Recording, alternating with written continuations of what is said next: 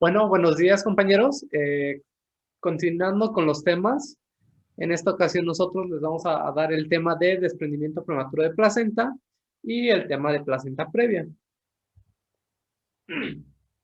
Ok, comenzando con el desprendimiento prematuro de placenta, este se define como la separación prematura de una placenta normalmente implantada que se desprende después de las 20 semanas de gestación, pero antes del parto. También se dice que va a ser evidente cuando a la inspección de la placenta se revele un coágulo sobre el lecho placentario, más separación del tejido placentario subyacente. También es importante añadir que dentro de los términos o así como lo pueden encontrar, es también desprendimiento prematuro de placenta normoinserta, o también lo pueden encontrar como abruptio placentae, que viene del latín y significa desgarro de placenta a pedazos.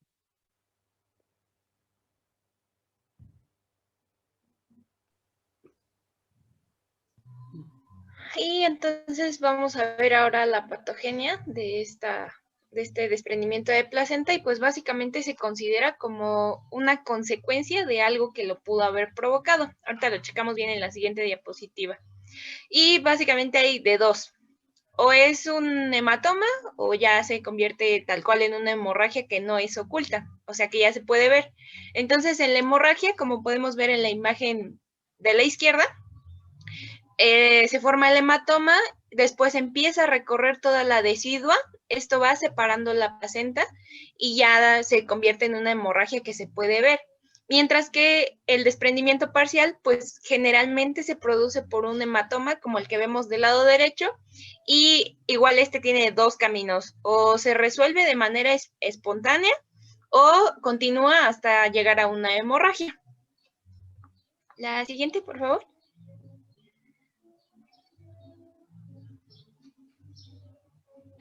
Y bueno, entonces todavía no se sabe bien cuál es la causa principal porque se genere este desprendimiento, y es difícil diagnosticar si es una causa o una consecuencia. Pero se ha visto que si hay antecedentes por parte de la madre de que haya tenido desprendimientos previos, o sea, en embarazos anteriores, pues esto es un factor de riesgo. La edad también, si tiene alteraciones en la coagulación, o el abuso de sustancias, tal como la heroína, que puede generar una alteración de la integridad vascular. Otros dos grupos que son muy importantes para este tipo de patología sería el traumatismo y la descompresión. El traumatismo principalmente se da por ejemplo, choques automovilísticos o violencia intrafamiliar, o que hayan estado en algún altercado y que les den un golpe directo en el abdomen. Esto puede generar el desprendimiento de placenta, y básicamente la sintomatología empieza a aparecer después de las 24 horas de que surgió este traumatismo o esta fuerza mecánica. En cuanto a la descompresión, pues tenemos varios casos que pueden generar esta descompresión, como un trauma contuso, cuando hay un embarazo gemelar y sale el primer bebé, al segundo ya puede tener un desprendimiento. En ruptura de membranas, cuando hay un polidrapnios, o también cuando hay hipertensión arriba de los 140/90 milímetros de mercurio.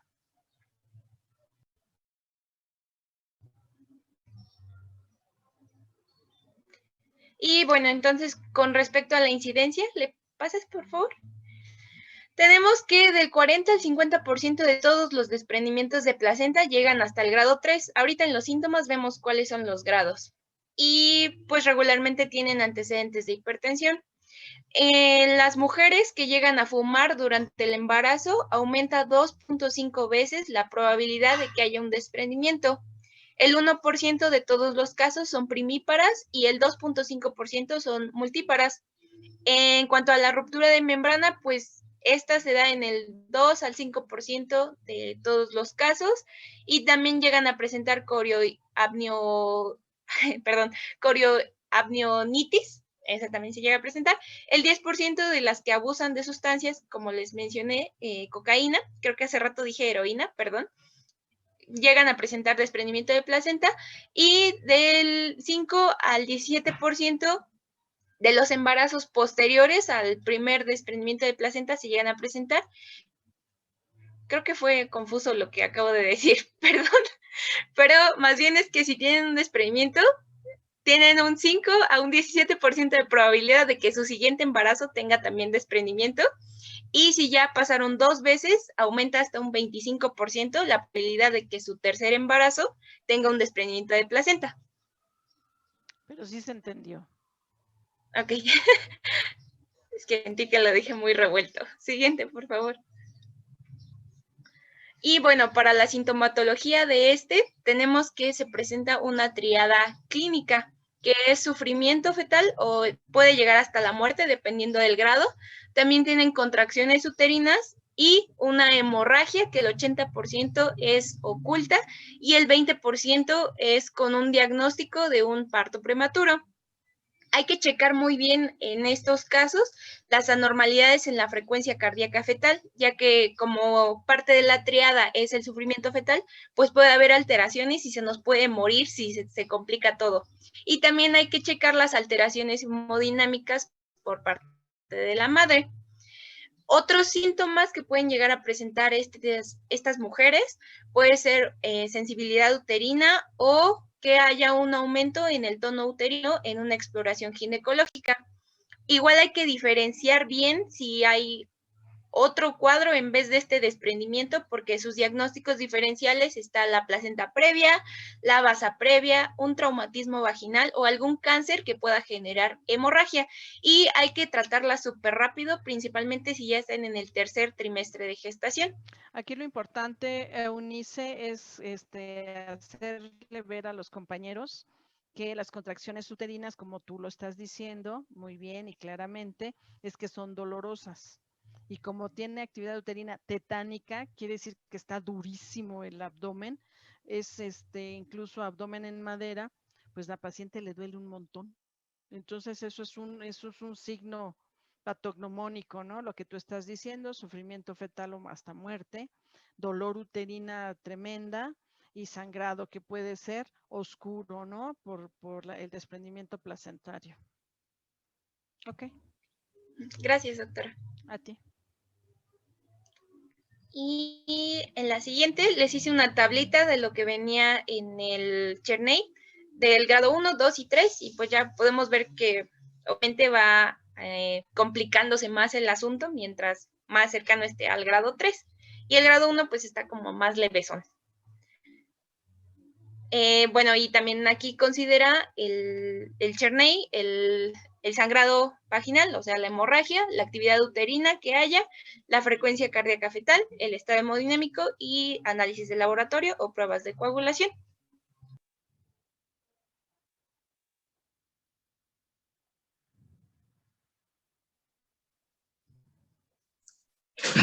Ok, bueno, ahora vamos a hablar acerca del diagnóstico. Siguiente, Josh, por favor. Si bien el diagnóstico, pues tenemos dos cosas. Primero, el clínico, que básicamente se trata de que el útero esté en hipertonía, esté muy duro, que haya un sangrado, pues, un sangrado transvaginal y un dolor maca-acme, y también que esto repercuta al feto, una pérdida del bienestar fetal. Puede tener o no trabajo, pues, de parto. Igual los factores de riesgo que nos comentó mi compañera Unice, cocaína, que si el tabaco, hipertensión, etcétera. Esa es una. Y ahora están los laboratorios. Como tal, se puede pedir pues un hematocrito y hemoglobina, que dependiendo pues la hemorragia pues puede ser normal o disminuido. El fibrinógeno, si recuerdan, en el embarazo, pues el fibrinógeno está aumentado, eso es normal en el embarazo, pero en este caso va a estar disminuido, que tanto menos de 200 miligramos sobre decilitro. Ahora, los tiempos de coagulación, específicamente el tiempo parcial de tromboplastina y el tiempo de protombina, estos en el desprendimiento de placenta se van a encontrar alargados, más de 10 segundos y más de 15 segundos respectivamente. Como se lo dije. También el grupo sanguíneo y el RH. ¿Y esto por qué? Porque, como veremos en el tratamiento, una medida son las transfusiones. Entonces, para evitar cualquier problema, pues es mejor pedir un grupo sanguíneo y el tipo, ¿no? Siguiente. Cosme y Montserrat, abran su cámara, por favor. Cosme y Montserrat. Sí, doctora, ya voy. Ah, bueno. Ande usted. Ok. Otra es el ultrasonido. Este se considera como el gold estándar, es el de elección, pero va a depender pues del volumen de la, pues, de la hemorragia, del hematoma. Ahora, en el ultrasonido lo más importante es ver el tipo de hematoma. El más común, el que siempre se van a encontrar, es el retroplacentario, o sea, aquel que se localiza pues entre la placenta y el útero. Hay otros tipos que son pues menos comunes, por ejemplo, el hematoma subcoriónico, permítanme. El hematoma subcoriónico, el cual se presenta pues entre el corión y la placenta. Ahora, el marginal, el hematoma marginal, este como tal no hay una definición exacta, más que nada este es un hematoma pues más severo, algo malo, algo marginal. ¿Okay? Y el hematoma intramniótico es aquel que parece que está dentro de la cavidad amniótica. Otra cosa muy importante es que la placenta va a estar aumentada en su grosor, que tanto más de 5 centímetros en su plano perpendicular. ¿Okay? Siguiente, Josh, por favor. Y entonces el más frecuente es el retroplacentario, ¿no? Sí, Y al así ser es. retroplacentario, por eso la sangre es oscura. Sí, es, ¿cómo se dice? Hiperecogénica, ¿no? Bueno, también mencionaban isoecogénica. Bueno, ya tú la estás viendo cuando revisas a tu paciente, porque vamos a No. ver la diferencia con la placenta previa, que es sangre roja fresca. ¿Sí? ¿Sí se entiende? Sí, sí, O sea, doctor. en este caso de los desprendimientos de placenta en general, es sangre roja oscura de que se está desprendiendo. El hematoma retroplacentario está provocando este sangrado que sale al exterior. Mientras que si es una placenta previa, la sangre es roja fresca porque está allí el sangrado, ¿no? Inmediato en el cuello por donde está la placenta. Ok, gracias, doctor. A ti.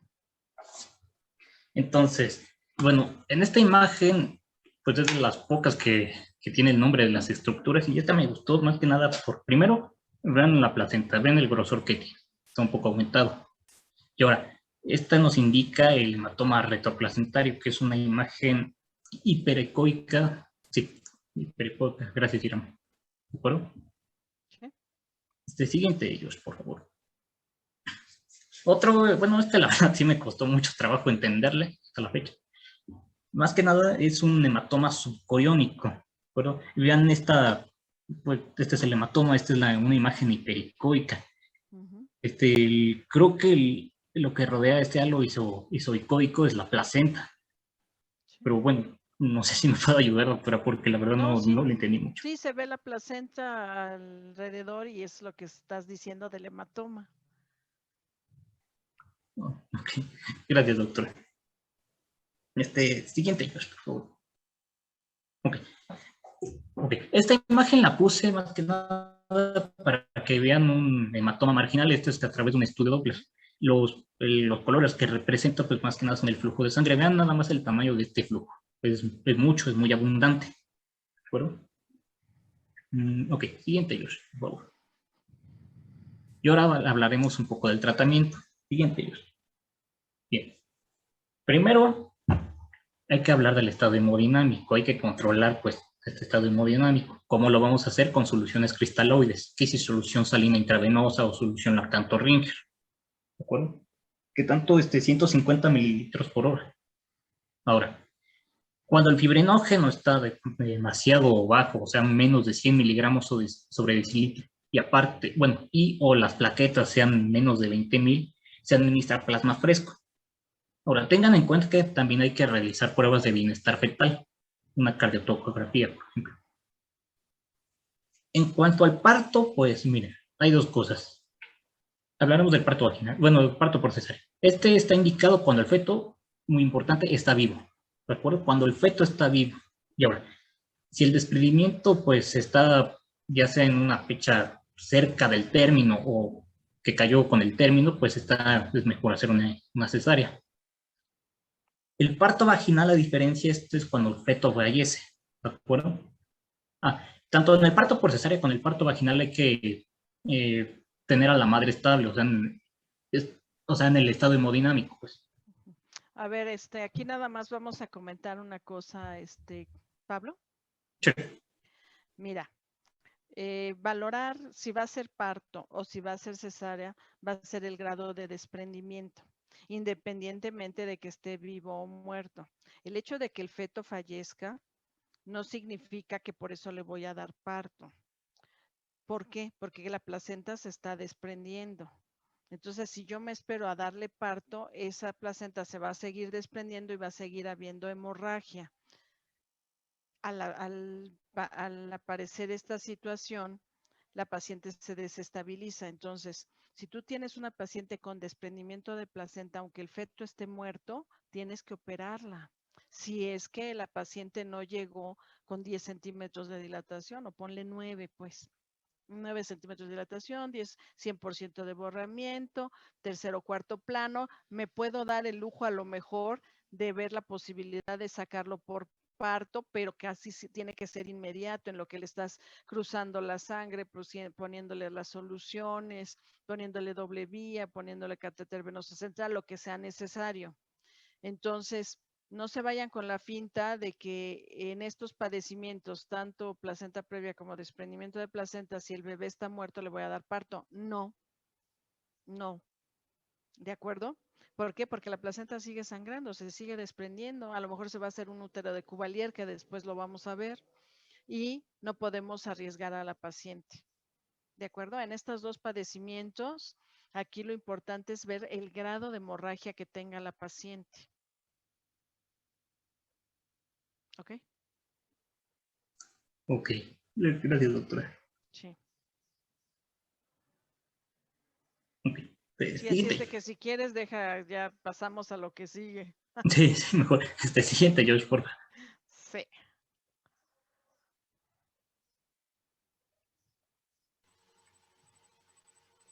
Ok, bueno, siguiendo ahora con las complicaciones de este desprendimiento de placenta, primero tenemos que la paciente puede entrar en un estado de shock hipovolémico. Vamos a tener que el shock va a estar presente entre el 5 al 15% de los casos de desprendimiento prematuro de placenta.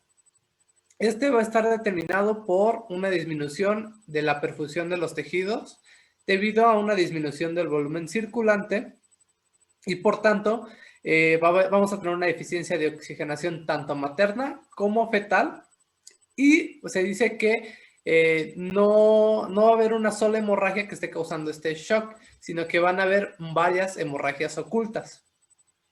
Por otra parte, tenemos a la necrosis isquémica de órganos distales, que básicamente se define como una complicación severa para la madre y dentro de las consecuencias de una necrosis, pues tenemos la insuficiencia renal aguda, que básicamente es cuando se lleva la necrosis a nivel de los túbulos o a nivel de la cortical. Y entre otros síndromes más, menos frecuente, tenemos el síndrome de Sheehan, que básicamente se da cuando se infarta la glándula pituitaria. Y pues si esto ocurre, básicamente la paciente va a tener que llevar un tratamiento hormonal de por vida, ya que no es imposible recuperar la función si se infarta esa glándula. Por otra parte, tenemos al CID, o mejor conocido como coagulación intravascular diseminada. Aquí lo que pasa es que los restos de placenta que se separaron antes de tiempo, pues van a entrar a la circulación. Esto va a provocar que se aumenten la cantidad de tromboplastina pues en la circulación total. Y pues, ¿esto qué consecuencias nos trae? Pues básicamente el organismo va a entrar en un descontrol de la homeostático, digamos, y por lo tanto va a generar hemorragias, trombos a nivel de la microcirculación, y esto nos va a generar disfunción orgánica y posteriormente también necrosis a otros órganos. Dice que se va a presentar en aproximadamente 10% de los casos y pues a mayor gravedad del desprendimiento o si no se controla de manera oportuna, pues es mayor el riesgo de que se presente una coagulación intravascular diseminada. Sí, pero mira, Joshua, no es porque se está desprendiendo la placenta y las partes de placenta pasan a la circulación. Es como en cualquier otro problema de discrasia sanguínea provocada por secuestro sanguíneo en algún órgano. ¿Qué significa esto? Que cuando una paciente tiene un sangrado con secuestro, como en este caso sería el útero, que puede formar un útero de Cuvelier, ¿sí? Los eritrocitos, junto con otros los demás organelos que son las plaquetas, los leucocitos, se empiezan a romper. ¿Por qué? Porque empieza a haber liberación de enzimas líticas que hace que estos organelos se rompan. Al romperse, y si están en la circulación, los leucocitos y las plaquetas intentan que no pase esto y que el endotelio que se empieza a desgarrar, el endotelio tiene unas pequeñas fenestraciones, unos pequeños hoyitos en su microvaso, que es por donde sucede el intercambio ácido-base. Estos hoyitos se empiezan a agrandar porque empieza a haber esta liberación de enzimas líticas, se empiezan a desgarrar y entonces las plaquetas lo que tratan es cerrar estos hoyitos y se empiezan a acabar. Se liberan obviamente el fibrinógeno, la fibrina, las células plasmáticas, todo para tapar estos hoyitos que se están desgarrando por la liberación de estas enzimas líticas y terminan acabándose y entonces se provoca esta coagulación intravascular diseminada. Pero yo nada más lo que quiero que quede claro es que no la placenta se va a la circulación. No. ¿Sí?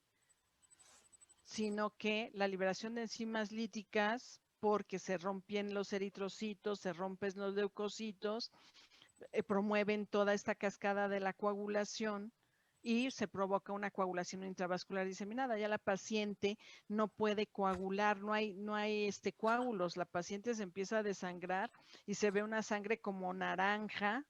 Después les voy a dar unas diapositivas para que lo vean, cómo es la coagulación intravascular diseminada, y ya la paciente no coagula. Entonces, después de la coagulación intravascular diseminada viene la falla orgánica múltiple y posteriormente la muerte de la paciente. Ok, doctora, muchas gracias. A ti. Ok, continuando con las complicaciones, tenemos algo que se conoce como útero de Cuvelier. Tenemos que esta fue descrita por primera vez por el doctor Cuvelier a principios de los años 90 y lo describió como una apoplejia uteroplacentaria. Si recordamos, básicamente apoplejia, en muchas ocasiones nos referimos a patologías del sistema nervioso. Cuando nos referimos al término apoplejia, básicamente nos referimos cuando el sistema nervioso o el encéfalo pierde su función, pierde su capacidad, digamos, muscular, todo lo que lo hace funcionar. Y esto se asocia básicamente por trombos, por hemorragias, por embolias. Sin embargo, aquí, hablando del útero, pues, ¿qué pasa? Bueno, aquí en este estado, básicamente, vamos a tener una infiltración hemática del miometrio, debido a la formación de un hematoma retroplacentario que no va a encontrar salida hacia la cavidad vaginal por vía cervical.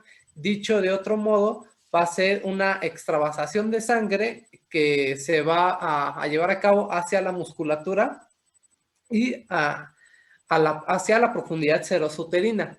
Es decir, de un hematoma, este hematoma va a promover una hemorragia hacia los ligamentos anchos, hacia los ovarios y hacia la cavidad peritoneal en algunos casos. Es por tanto que esta es una complicación muy importante, ya que si no se atiende de manera oportuna un desprendimiento de placenta, puede acabar en un útero de Cuvelier y por tanto el tratamiento va a ser una histerectomía, ya que Esto se hace más que nada para prevenir una hemorragia postparto secundaria a una atonía uterina, es decir, este útero básicamente ya no va a tener movimiento y ya no va a existir contracciones. Básicamente va a ser un útero muy duro que no va a poder, digamos, salvarse de alguna otra manera. A ver, Joshua. Entonces, un útero de Cuvelier, ¿qué es? ¿Qué es apoplejía? Es que estás diciendo bien y a la vez no. Te estás haciendo un poquito bolas. Mira, la apoplejía es la necrosis o muerte del útero. Eso significa apoplejía uterina o útero placentario. En una paciente que se le desprende la placenta, como te dije anteriormente, este desprendimiento provoca que los eritrocitos y los leucocitos se rompan y liberen enzimas líticas. Estas enzimas líticas que son 5-hidroxitriptamina, lisozima, endoperoxidasas, etcétera, necrosan este útero, este tejido miometrial. Al empezarlo a necrosar, el útero se pone tetánico, se pone como piedra. Cuando termina de desprenderse la placenta y que el útero se necrosó y quedó así morado como tú lo ves, que se llama útero de Cuvelier, cuando ya está completamente muerto, este útero que estaba antes hipertónico se hace aguado, pierde su tonicidad. Y la paciente, ¿qué crees? Sigue sangre y sangre y sangre y sangre. ¿Por qué? Porque este útero ya no tiene capacidad de contracción. Y entonces, ¿qué le tendríamos que hacer? Pues una histerectomía. Resecar ese útero que ya se murió, que ya se aguadó, para que la paciente no siga sangrando. Y entonces, ¿qué va a pasar? Bueno, pues tendríamos que ver cómo sigue la paciente. Ya dejó de sangrar a pesar de que le quité el útero, sigue sangrando en capa, hay que hacerle ligadura de hipogástricas, hay que empaquetarla, ¿sí? Hay que ver si no ya tiene una coagulación intravascular diseminada porque ya no la alcancé porque este útero desgraciadamente fue el que provocó todo el secuestro de sangre de todo su organismo, se fue ahí. ¿Sí se entiende? El útero, al estar en mal estado, saca sangre de donde puede. No sabe el organismo que este útero hay que quitarlo y sigue mandando sangre porque este útero está necesitando sangre porque se está muriendo. ¿Sí se entiende? Entonces, este útero, pues al hacer la histerectomía hay que ver si las partes aledañas nos siguen sangrando en forma, en capa, hacerle ligadura de hipogástricas, empaquetar a la paciente, seguirle pasando sangre ya sin el útero, gracias a Dios seguramente ya hemodinámicamente la vamos a estabilizar y la subimos a terapia. Y ya en terapia intensiva valoramos en 24 a 48 horas si hay posibilidades de desempaquetarla. ¿De acuerdo? Ok, doctora, sí. Entonces, afina bien lo que comentaste, sí lo quisiste entender bien, pero como que hay que afinar lo que estás diciendo, ¿sale? Sí, doctora, está bien. Muchas gracias. Gracias. Espero que los compañeros hayan entendido lo que es un útero de Cuvelier, ¿sí? Se desprende la placenta, se liberan enzimas líticas, se muere el miometrio, se hace negro, morado, porque ya no tiene sangre, hay que quitarlo porque está muerto ese útero y valorar cómo nos queda nuestra paciente, seguirle pasando sangre y si es necesario pasar la terapia intensiva, ¿ok? ¿Qué más? Ok, y ahora pasando un poquito más a las complicaciones fetales, pues como recordamos, cuando hay una falta de sangre hay hipoxemia, hipovolemia, y por tanto el feto va a entrar en un estado de hipoxemia fetal, puede haber estados anémicos, también tenemos la posibilidad de que el feto tenga alguna restricción del crecimiento a nivel intrauterino, y también tenemos alteraciones del sistema nervioso central. Y por último, la mayoría de las complicaciones, pues básicamente va a ser la muerte fetal. Ok. Ok. tenemos que un embarazo que se complica por un desprendimiento de placenta aumenta de 9 veces en la frecuencia de muerte perinatal, 2 veces en la frecuencia de restricción del crecimiento intrauterino y un aumento de hasta 4 veces en la frecuencia de parto prematuro. Por otra parte, se ha asociado que el desprendimiento placentario es un riesgo importante de recurrencia en los embarazos futuros de un porcentaje de entre el 5 al 17%. Y también se dice que después de 2 embarazos con este mismo problema, el riesgo de recurrencia puede ser cercano al 25%. Ok. Y bueno. ¿Alguna pregunta de esta patología llamada desprendimiento de placenta en niños? La tríada es muy importante, lo que dijo Eunice, sufrimiento fetal hasta muerte del producto, dolor uterino y sangrado. Esa es la tríada.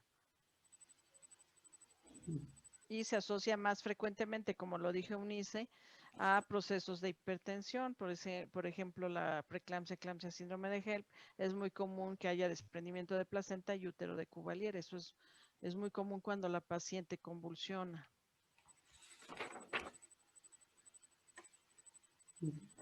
Bueno, ok. Entonces ahora vamos a ver placenta previa. Ok. Pasando a la placenta previa, ¿esto a qué se refiere? Pues básicamente es cuando la placenta se implanta de tal manera que su tejido se localiza adyacente o sobre el orificio cervical interno. Se dice que esta básicamente es la principal causa de hemorragias en el tercer trimestre y que complica a 4 de cada 1000 embarazos de más de 20 semanas. Dentro de la clasificación de la placenta previa encontramos 3 tipos. Tenemos a la placenta previa marginal, que esta se basa o se caracteriza más bien porque su ubicación va a ser próxima al margen del orificio interno, pero no lo va a obstruir como tal. La placenta previa parcial es cuando la placenta ocluye parte del orificio, pero no lo cubre por completo. Y tenemos al último, que es la placenta previa completa, que es cuando la placenta va a cubrir por completo el orificio interno. Este básicamente va a ser el más peligroso, ya que se asocia a un mayor riesgo de morbimortalidad, porque esto promueve una mayor pérdida de sangre por parte de la madre.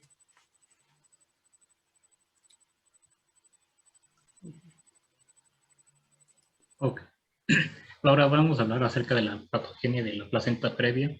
Si bien esta es una implantación anormal de la placenta, de la parte inferior del útero, ¿de acuerdo?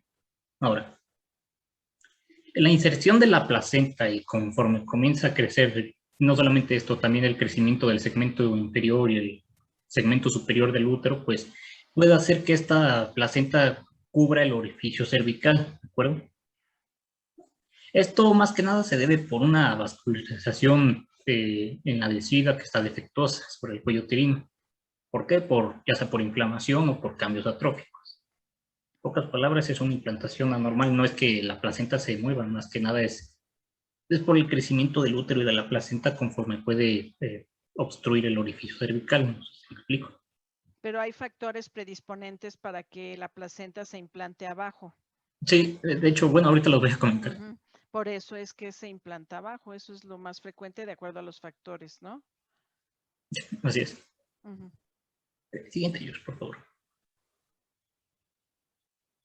Bueno, una de las características es una hemorragia. La hemorragia aquí es indolora, ¿de acuerdo?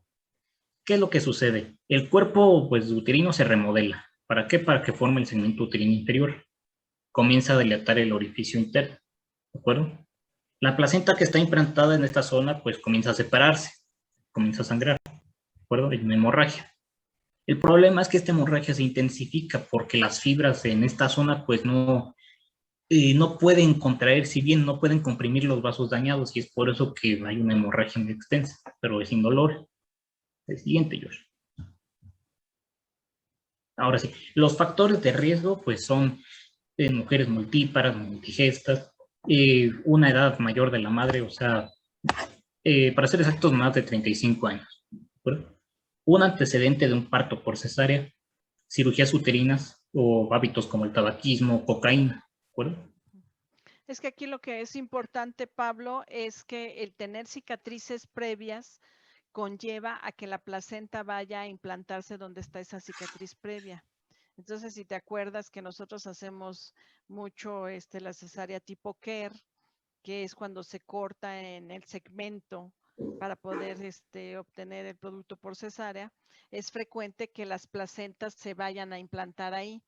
Entonces, todas las pacientes que tengan 2 cesáreas previas, aunque los libros también dicen que con una cesárea es suficiente, podemos pensar que la placenta puede tener una patología que es esta, placenta de inserción baja, marginal, parcial, total. ¿Por qué? Por el antecedente de cesárea, por las cicatrices previas. ¿Sí? Eso es muy común. Ok. Gracias, doctor. Uh-huh. La que sigue, Josh. Y bueno, entonces revisamos la incidencia de la placenta previa. ¿Le pasas, por favor? Y bueno, 1/3 de todas las placentas previas van a tener un sangrado antes de las 30 semanas de gestación. 1/3 la va a tener después de las 36 semanas de gestación y solamente el 10% de todas las placentas previas no van a presentar ningún sangrado previo y van a poder llegar pues a término, o sea, las 40 semanas de gestación.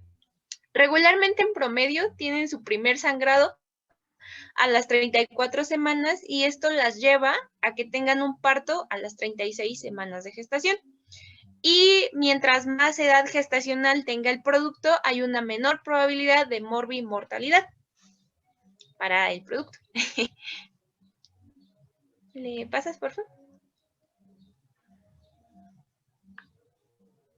Y ahora la sintomatología, como bien ya lo mencionó mi compañero Pablo, pues va a ser una hemorragia indolora.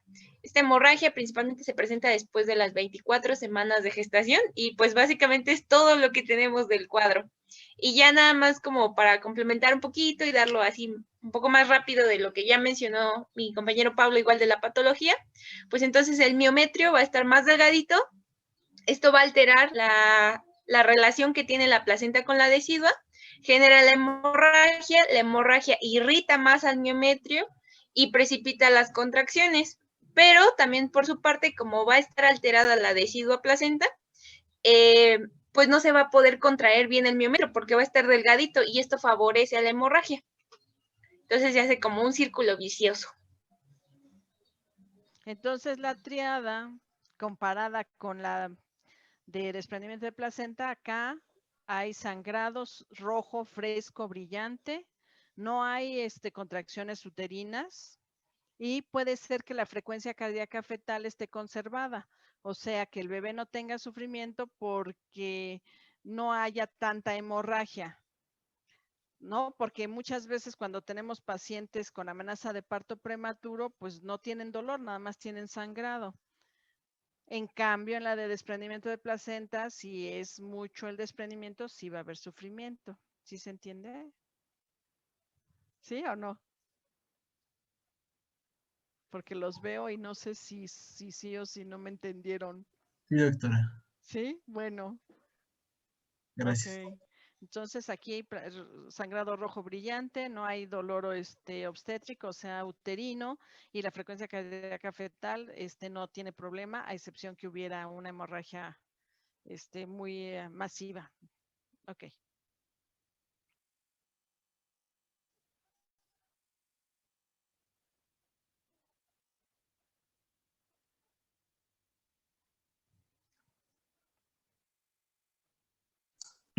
Ok.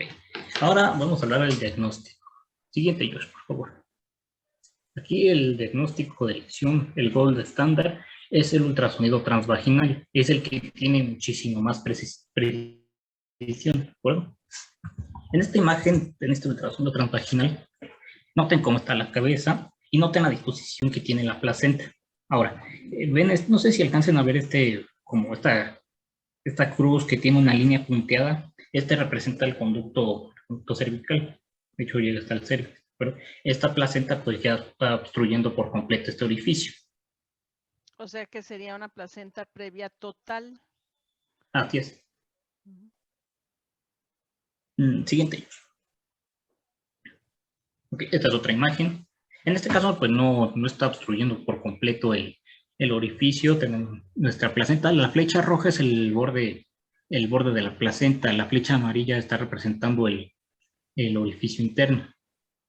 Okay. Y las flechas blancas representan el conducto endocervical. En este caso, pues no la está obstruyendo por completo. Sería una placenta marginal. Ok. Marginal o parcial. O parcial. Ujú. Siguiente, Josh, por favor. Otra opción es el ultrasonido transabdominal, pero se dice que este no es tan preciso como el transvaginal. Tiene un 96% de precisión. Y bueno, más que nada por lo que leí que esta imprecisión es por la distensión de la vejiga. Lo mejor es vaciarla y realizar este ultrasonido. ¿De acuerdo? Ahora, en esta imagen, en este ultrasonido, las puntas blancas están representando a la placenta. Las flechas negras representan el cuello uterino. Noten cómo esta placenta pues está obstruyendo por completo, es una placenta completa, ¿de acuerdo? Total. Sí, total. Ok. Siguiente, Josh, por favor. Y ahora hablando del tratamiento, siguiente, Josh. Pues hay que individualizar cada caso dependiendo bueno, el grado de hemorragia. Hay que valorar el estado hemodinámico, si es necesario administrar soluciones cristaloides, pues hay que hacerlo.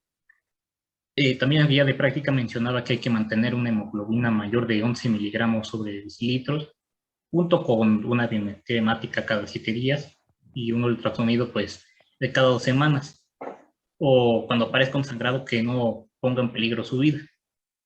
Eso sería como un manejo conservador, por así decir. También se puede administrar corticosteroides, esto para la maduración pues, del pulmón del feto, de acuerdo entre la semana 23 y semana 34. Ok.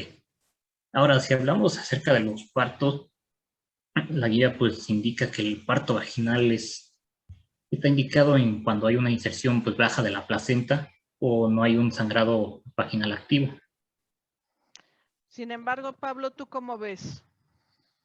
Yo ¿Crees que sea pienso que no. conveniente darle un parto a una paciente que tiene la placenta por donde va a pasar ese bebé? No, la verdad no. Igual me saqué de onda cuando leí esto.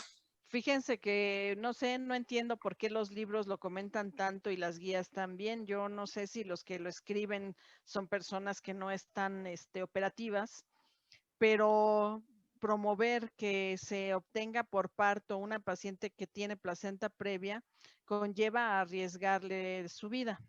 Entonces, yo les sugiero que cuando ustedes diagnostican una placenta previa, parcial, total o baja, sea cesárea. Si ustedes ven que la placenta está a 8 centímetros del cervix, ya no es placenta de inserción marginal. Entonces ahí sí le puedo dar parto. Pero si la placenta no está a 8 centímetros y está a 3, a 4, a 5, a 6, lo mejor es que yo le haga cesárea. Nos faltó nada más comentar una situación que se llama migración, factor de migración. ¿Lo leíste? ¿O alguno de los niños? Bueno, leí un poco sobre, bueno, en el Williams, pero como tal, pues decía que si esto, pues no sé si sea correcto, porque como tal la placenta pues, no se mueve, está bien insertada y no se mueve. Entonces, ¿qué significa eso de factor de migración, entre comillas? Eunice o Joshua o alguien de los que están. Bueno, el factor de migración, se ve que la placenta de inserción baja o marginal a lo mejor en las primeras semanas de embarazo, pero conforme va creciendo el útero, la placenta va haciéndose hacia atrás porque el útero va creciendo. ¿Sí? Entonces, en las primeras semanas puede estar marginal, sin embargo, cuando crece este útero y se hace más hacia atrás, puede dejar de ser placenta previa y ser una placenta normoinserta nada más lateral. Entonces, ¿qué tenemos que hacer? Nada más medir que el borde inferior de la placenta quede a más de 8 centímetros del borde cervical interno, y entonces podríamos decir que si hubo, entre comillas, un factor de migración, porque la placenta no migra, ¿no? Sino lo que pasa es que por su crecimiento uterino se fue haciendo hacia atrás. ¿Se entiende? Aprender obstetricia por línea está difícil, muy difícil. Pero bueno, no sé si me expliqué. ¿Sí? Sí, doctora. De acuerdo. Entonces, eso es nada más algo como acotación, porque cuando a mí me llega una paciente que me dice la de ultrasonido, oye, es que la placenta está marginal. ¿A cuántas semanas tiene? 24. Bueno, me voy a esperar a las 32, 34 semanas para ver hasta dónde quedó esa placenta y ver si es previa, marginal, o desgraciadamente quedó, bueno, que quedó previa o que ya quedó normal. ¿Sí? Ok. Y de acuerdo a esto, pues yo valoraré en qué momento voy a interrumpirle el embarazo de acuerdo a lo que tú estás comentando, ¿no? Si quedó una inserción con placenta previa, pues entonces le tengo que tomar medidas, ¿no? Ponerle corticosteroides y programar a la paciente y tener un equipo multidisciplinario para lo que tú pusiste en alguna de tus diapositivas, que si tiene sospecha de acretismo placentario, uy, pues entonces métete con el cirujano general también, porque no sabemos hasta dónde penetró la placenta, ¿no? ¿Qué tal si se fue a intestino, se fue a otros lados? Que probablemente sí necesite que alguien me apoye para poder desembarazar a esta paciente y que no vaya ya a lesionar estructuras, ¿no? ¿Qué más, Pablo? Ok. Toda hemorragia intensa en la cual ponga en peligro la vida tiene que interrumpirse el embarazo, ¿de acuerdo? Y pues lo indicado es una cesárea con histerectomía, esto no lo digo yo, todo esto lo dice la guía de práctica clínica, de hecho aquí está la evidencia, bueno, las recomendaciones. Dice, es recomendable realizar histerectomía total en casos de placenta previa central o próstata, ¿de acuerdo? Siempre y cuando te esté sangrando la paciente, sí. Y porque qué tal y es una placenta que no está acreta, la quitaste bien, le hiciste algunas suturas de Bill Lynch o alguna otra cosa y no es necesario hacer la histerectomía. Dependiendo cómo esté la placenta de insertada. O sea, si hay acretismo. Si hay acretismo, le vas a hacer histerectomía. Si no hay acretismo, vamos a ver qué podemos hacer. ¿Sí? No forzosamente una placenta previa es histerectomía, pobre mujer. ¿No? Ok, ¿qué más? Siguiente, por favor. Algo es el manejo de la hemorragia, tenemos de dos tipos, el con soluciones y otro con el quirúrgico. En este caso, primero se indica una insuficción rápida con soluciones cristaloides, lactato Rinker, glucosada, ¿de acuerdo? Una transfusión del paquete globular está indicado en casos de que la hemoglobina pues baje hasta menos de 6 miligramos sobre decilitro. Si las plaquetas llegan a un recuento en el que es de 75 por 10 a la 9 sobre el litro, entonces hay que transfundirlas. Y si el fibrinógeno pues disminuye demasiado, o sea, menos de 100 miligramos sobre decilitros, pues, se indican crioprecipitados. ¿Qué es esto? Básicamente son factores de coagulación, el 8, el 12, von Willebrand, y aparte tiene fibrinógeno.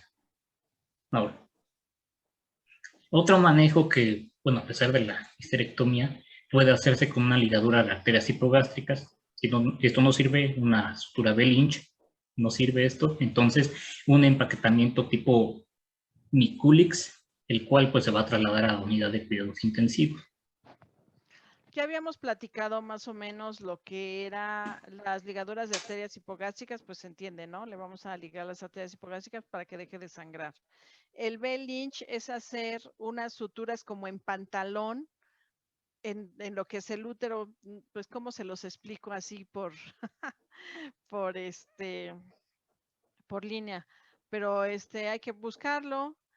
Se toma de la parte de donde hiciste la incisión de la cesárea hacia atrás, hacia los úteros sacros, y de los úteros sacros lo regresas hacia adelante y lo apachurras ese útero y le dejas esas suturas. A veces sirve, a veces no.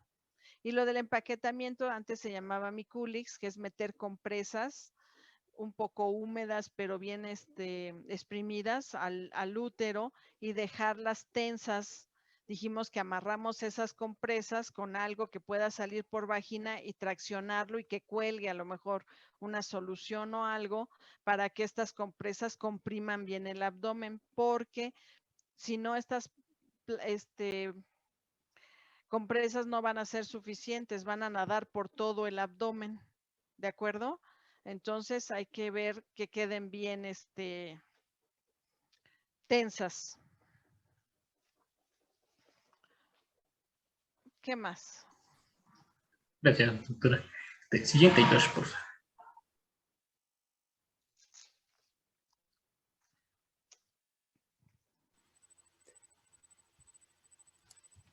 Bueno, ya por último, hablando un poquito más sobre las complicaciones de una placenta previa. En cuanto a las complicaciones maternas, podemos encontrar cuadros de anemia. Dependiendo de la hemorragia, la paciente puede predisponerse a choque hipovolémico, a una atonía uterina, en donde va a haber ausencia de contracciones del útero. Y como ya lo vimos, también una complicación que depende de la gravedad, pues va a ser el acretismo placentario. En cuanto a las complicaciones fetales, pues básicamente una placenta previa puede predisponer a distocias de presentación y situación. Así es. Y se dice que 60% de las complicaciones fetales van a ser de causa de muerte por partos prematuros. Así también puede, dentro de las causas fetales o dentro de las complicaciones fetales, también está la hemorragia fetal, y por la mayoría de las complicaciones pues va a ser la muerte del feto.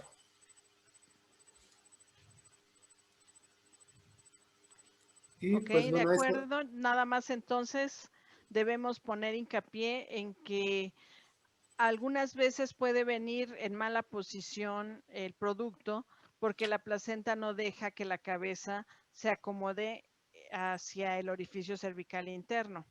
Ese cojín que está provocando la placenta previa hace que el producto muy frecuentemente venga o transverso o pélvico, ¿sí? Y entonces también eso te pone a pensar, si tienes cesáreas previas, viene pélvico, híjole, no vaya a ser un acretismo placentario, vamos a hacerle una flujometría Doppler, porque no está indicado meter una paciente con placenta previa sin tener lo necesario. Ahora, otra cosa nada más que nos faltó comentar es qué tipo de incisión le haces a una paciente en el útero que tiene placenta previa. A ver, los niños que dieron el tema. ¿Qué creen ustedes?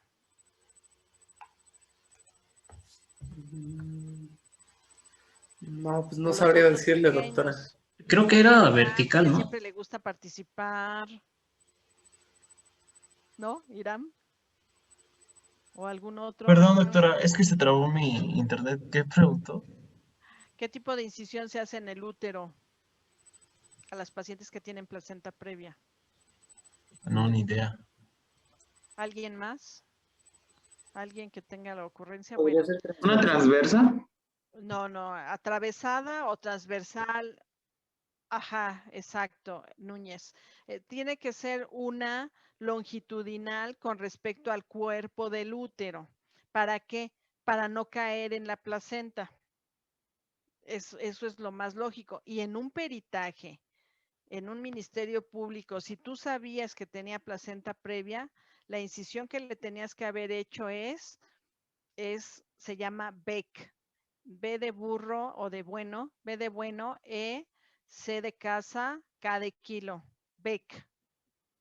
Entonces, tú le tienes que hacer esa incisión longitudinal en el cuerpo uterino para no caer en la placenta y que no provoques más sangrado. Ahora, no sabías que venía como una placenta previa. Está sangrando a la paciente. Ya la estás operando. No sabías que tenía placenta previa, pues bueno, ya le hiciste seguramente segmento corporal o BEC, o sea, abajo. Pues atraviesa la placenta y saca al niño y después sacas la placenta. Y vemos cómo nos quedó. Pero lo ideal definitivamente es una incisión tipo BEC. Si la paciente tiene pocas semanas de gestación, le vamos a hacer la misma incisión, pero se llamará segmento corporal, porque no existe segmento como tal, no está de término el producto. Entonces, se hace una línea igual vertical en el cuerpo del útero y se llama segmento corporal. Es la misma incisión, nada más que cuando es un producto prematuro se llama segmento corporal y cuando ya existe segmento se llamará tipo BEC, B-E-C-K.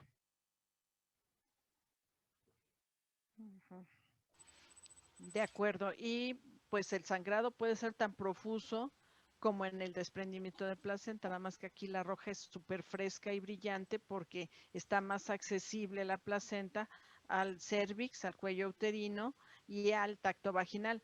Otra cosa que nos faltó es que si tu paciente llega con estas características de sangrado rojo brillante, no le duele, la frecuencia está conservada, tiene cesárea previa, dices, híjole, a lo mejor es una placenta previa. ¿Qué es lo que va a hacer uno para hacer el diagnóstico?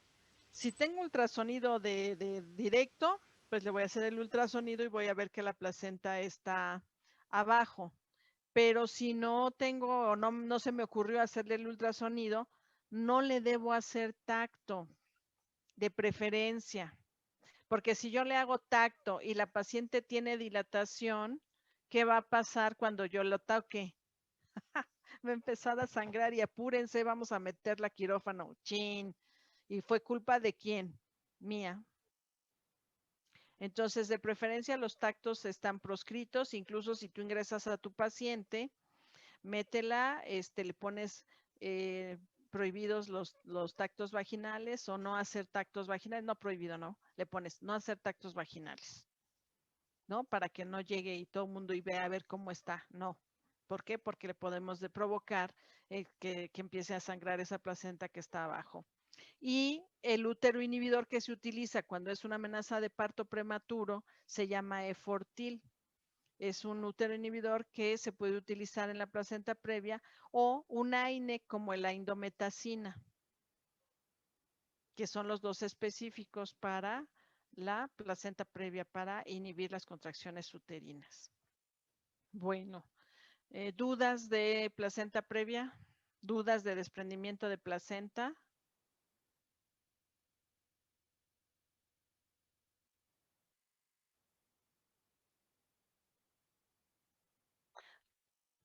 Pero por supuesto que hasta la 32.